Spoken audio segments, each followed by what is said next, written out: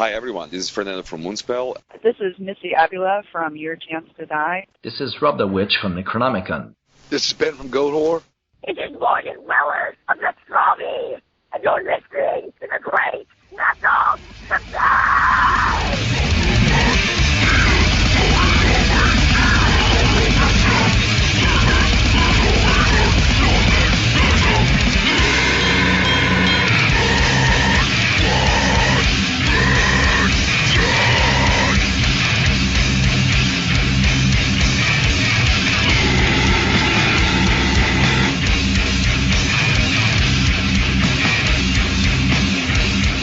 Hey Metalheads, the podcast returns with another amazing metal artist interview. Tonight I'm joined by Ian Bainbridge with Garden State Death Metal Merchants Cognitive. Ian, thanks so much for joining us on the Great Metal Debate. No worries, man. Thank you. So we're here in Nashville, Tennessee, near the end of your tour of the Eastern U.S. You guys have been on the road for the last week with Artificial Brain. How have those dates gone? Gone pretty good. We started off in upstate Jersey, like almost close to New York. And where are you guys from? We're from South Jersey, but so North Jersey's a little further away. We played this place called Hartley's, and then we went up and did Hothfest, which is a really great festival put on by this dude, Jamie Cross. It's a 2-day festival. That was awesome. We had a really good turnout of fans for us, as well as some new fans, people that wanted to check us out, some old friends and that kind of thing. Is that mostly death metal bands, or is it a mixture? It's a mixture. It was a lot of like hardcore and death metal bands. Internal Bleeding headlined the evening, so it's kind of like a toss-up a little bit. Punk and metal, basically. Yeah, a little bit of each. So that was really cool. Then we played at this place called Dusk in Rhode Island, Providence, Rhode Island. That place was awesome. They had a really cool atmosphere inside. Rochester, New York at the Bug Jar, where we actually had a really, really awesome turnout for a Monday.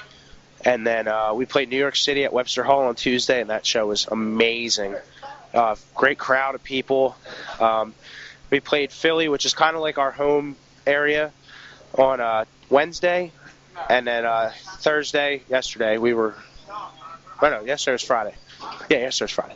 Thursday we were in Baltimore, and then yesterday we played Spartanburg, South Carolina. And you've been making this trek with the guys in Artificial Brain. Have you toured with those guys before? The band has previously toured with them before. Before I was in it, I joined about a year and a half ago. They did a weekender with them about, I guess it was about 2 years ago. Like right before I joined, they did like a 4-day tour with them in the summer. That was actually my first weekend with the band. And introduce yourself since you just walked up, man. I'm Harry Lannon, guitar player. That was my first weekend with Artificial Brain, and well, with Cognitive, with Artificial Brain. So, I'm sorry, I missed the whole question. I walked up at a really inopportune time, but yeah, that was my kind of debut tour with them in the band, and I was actually just talking about that the other day. So it's really good to reconnect with them and be on the road with them and all. So, how long has the current lineup been together? The current lineup, current lineup as of right now for 3 days. No, aside from the drummer switch that we had after the our release with unique leader Deformity. Aside from that, we've been together for at least 6 months. 6 months, I guess. But the band's been together for over 5 years at this point. Been a lot of lineup switches as things get busier. People can handle what they can handle. And for folks who aren't familiar with Cognitive, can you guys give us the history and maybe up to like the release of the first full album? Yeah. The band was kind of a join up of Rob, who's the only original member of the band right now, and the drummer who played on Deformity, Mike, started up. They got a lead guitar player named Jake, and they just kind of had like a floating bass player and a singer, Chenier, and they did like little weekend tours and stuff like that, and then they recorded the Hard Swarm EP. After that, they parted ways with their singer, Chenier, and then they got Jarrell, and Jarrell came in and did vocals for them, and he was in a band called Carrying Earth, and he brought the one guitar player from that band over to Cognitive to play bass named Art, and then they recorded the full-length, self-titled full-length, and after that, they did a full U.S. tour in June, and then Art and Jake decided that they didn't want to be in the band anymore and mutually parted ways with the band. So Rob, who I think asked Harry, 5 times to join? It was 3 times. So by the 3rd time I had gotten off work, went to my practice space and said, you know what, screw it, I'm going to do it because this is what I want to do, and that was my outlet, and here I am. Awesome. I was playing in a band with him as well, a separate local smaller band, and we needed a bass player as well when I joined the band. So after many times of him and I hanging out at practice, he kind of spoke up and said, you know what, I'm going to do it because, we're doing things. It's what we want to do. Now, after looking back at the past, let's talk about what's going on currently with Cognitive. Your most recent album, Deformity, released just this past October. How long has that material been in development? When I joined the band in July of 2016, I believe, 15, would that be? They already had 3 songs written with their other lineup, and they had a ton of material rolling. So on top of learning everything and writing with them, a lot of stuff was kind of like set in its ways, like everything was already going, but it was written in practices. Like we were practicing 3 times a week at one point, just because the new members and the new material, and we just really wanted to keep everything rolling as solid as it should be, because we were looking for a label, we were looking for management, we were really trying to make sure all our ducks were in a row. So we all had input, and it was a little bit different with the addition of me and Ian here on bass. So it was just a collaboration, but it was kind of a crazy process just because of the lineup changes and everything. And for what it came out to be, I'm very proud of it. The material's very strong. What is your thoughts on the initial response as far as feedback from critics and fans? Well, we got a lot of really good feedback. Because we got signed to Unique Leader, we were able to release the record and do a pre-sale with indie merch. And we have a lot of people back home that were really happy about that. We had a couple people that we know personally that ordered the collector's bundle, which was 2 hoodies, 2 shirts. Steve Price. 2 hoodies, 2 shirts, a flag, vinyl, everything that we offered in the pre-sale. So that was a cool experience, for me, because that's something that top sellers. We were the top seller on Unique Leaders, indie merch for at least a month, if not more. Yeah. With the likes of, the Spawn of Possession and Inanimate Existence right after they put their album out. So that was kind of surreal to see. And then doing a music video too, with that helping. I wanted to ask you about that. You guys have a video for the song Birthing to Deformity, as well as a lyric video for Haunted Justice. Had the band done videos before, or is this your first excursion? And kind of what are your thoughts about the need to do videos, given that any show, people are making fan film videos?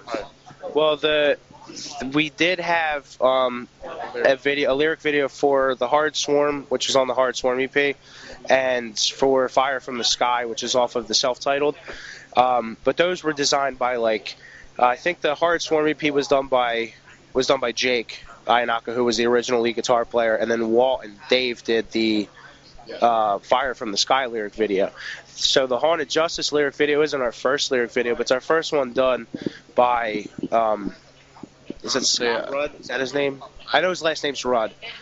So that was a really cool experience because after seeing all the lyric videos that a lot of metal bands put out where they have their artwork kind of brought to life, I was really curious to see what they were going to bring to life for, our monster that's on the cover of the CD. Well, you segued right into my next question about the artwork. In addition to the amazing music, the artwork on that album is just killer, and I wonder who created that, and how does the imagery match the music? Well, the guy who did our artwork is Par Olofsson. He's a pretty notable artist as far as metal artwork goes. I mean, he did Planetary Duality, I believe, and the list goes on with him. He's an amazing artist, and we were getting updates step by step weekly, and he was so amazing to work with. And so I'm curious, did you guys give him a general idea, or had he listened to the music? How does that dance between you as the musicians and the artist in trying to get across the aesthetic of your music work? Well, the music was already pre-written. This was actually a good opportunity because we were like Harry said, we were getting the updates for the artwork very quickly. Jarrell was able to incorporate some of the features of the monster that's on the cover into his lyrics because the album is very loosely tied to the Jersey Devil, which is a folklore story from New Jersey about the 13th child from Mother Leeds, who is demon possessed and murders his family and stuff. So Jarrell kind of took that little bit of information, and just kind of ran with it, wrote a few songs that tie into each other. Pretty much each song is its own story. None of the actual songs tie together into forming a theme, but each one is its own thing, pretty much about a different chapter of. So it was our hometown, so we figured we'd take it and run with it. Well, it's your own personal story, so I mean, who better to tell that than you guys? Yeah, exactly. Actually, we're the video for Deformity. Birthing the Deformity was actually more or less shot in the Pine Barrens. In Rob's backyard. Earlier this month, it was announced that Jarrell Hart is leaving the band. I take it amicably. So this is your last run of shows with him. Can you talk for a minute just about what he's meant to the band? Well, for me personally, when I joined Cognitive, Jesus Christ, when I joined the band, Jarrell was actually a good, like an acquaintance of mine. And I was in an instrumental project with our current drummer, Armin, before this, and Jarrell actually came out to one of our shows, and so Jarrell was like super excited about seeing me play and everything, and this was before I was in the band, and he did a really cool thing of actually being involved, and when I joined the band initially, he was really approachable and super excited about me actually joining. So for me, it was actually very difficult for him to say, I don't want to do this anymore. Because, I had to, for me to pursue my dream of doing this, I had to, quit my job and everything. And so it hasn't exactly been, I'm not super rich. I don't have, a Ferrari or anything. But, I get by with, what work I do. And I said do. He was a butt. So it was definitely difficult for me. His last show was actually on Thursday when we played in Baltimore. So last night Rob did vocals for us. We're still doing all the music and everything, so it's not it's not the best situation to be in. But I know that there are people that are going to be kind of bummed out that it's vocals are done by somebody else, but all the music's still there, and we're still just as exciting to watch, play. It's unfortunate that he had to leave, but the reasons that he had to leave aren't awful. They're all reasons that we've all thought about doing. It's just everybody's in a different situation, and his situation was, I gotta go, so he went. Well, maybe an exciting new chapter for you guys. You're in the search for a new vocalist. If somebody is interested in throwing their hat in the ring, is there a way for them to do that? Absolutely. We are accepting video responses. You have to email them to us at cognitive777@hotmail.com. Once you do that, it'll go to me and Rob. We would prefer if you did the lyric video for Haunted Justice, but you can do, any song that you find online, but it has to be a studio quality. It can't just be you screaming into your cell phone microphone. It has to be done, somewhat professionally. You have to be 21 plus. You have to be able to drive. So you need to be kind of close to us. We have band expenses. We have rent for a rehearsal studio. You're not going to fly somebody over from Germany to... Fuck no. That's way too expensive. We have a bus, like a short bus that we actually drive in. So, we need help maintaining that. And when you say a short bus, I saw it out there. It's literally like the short bus that you see at school. It's a tart cart. It's small. We know. We decked it out, though. There's bunk beds in there. We can all, And it's very unique, I got to say. I was impressed when I saw that. Literal short bus. People love it, man. Whenever we, it's getting to the point where we pull up, people know exactly who the hell we are. It's literally a driving joke, but at the same time, 5 minutes later, like, man, I'm jealous of this. I want to tour in this. I mean, it's a good time. I love that thing. Yeah, bands all the time tell it. We don't have to pull a trailer, so we're not paying out the ass in tolls. We can sleep in there pretty comfortably. You can sit in there pretty comfortably. It's just, a matter of, it is tight quarters. Like, you're pretty much sleeping in a moving coffin. Well, hey guys, starting to wrap up with you this evening. After the current tour with Artificial Brain is complete, what's next for the band?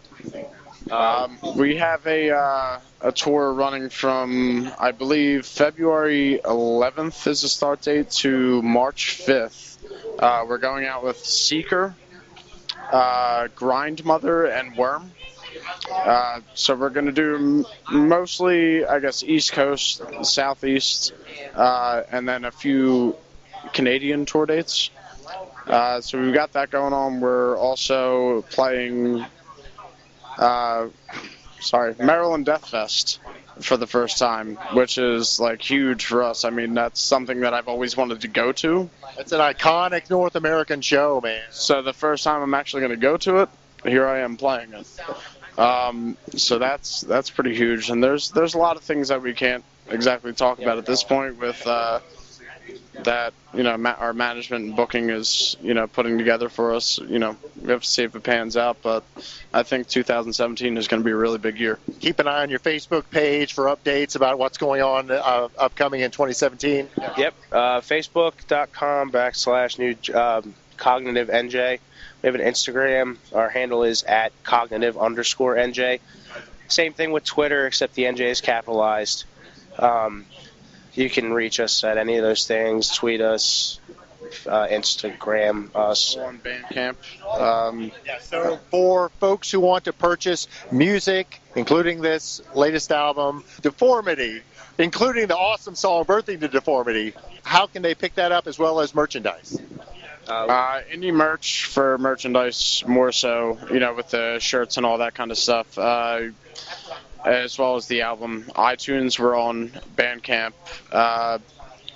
What is Amazon? Oh, wow, we're on Amazon. Spotify. Yep. And then we also, if you want to get some shirts we don't have on indie merch, we have a big cartel, which is Cognitive NJ.